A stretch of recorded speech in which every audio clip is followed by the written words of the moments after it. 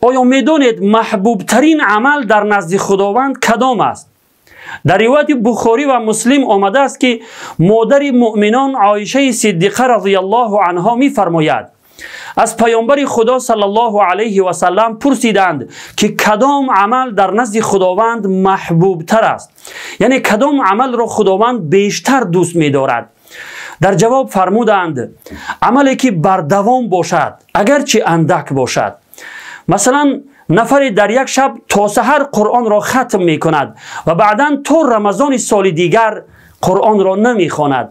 بهتر آن است که هر روز قرآن بخوانیم اگرچه یک صحیفه هم باشد، بلکه هر عمل را بر دوام انجام بدهیم اگرچه اندک باشد.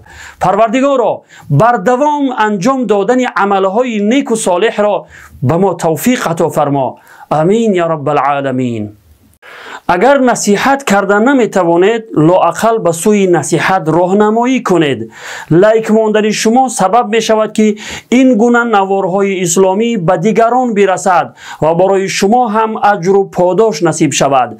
زیرا پیامبر خدا صلی الله علیه و سلم می فرمایند هر کسی به کار خوب راهنمایی کند برایش از جانب خداوند مثل اجر و پاداش انجام دهنده آن است.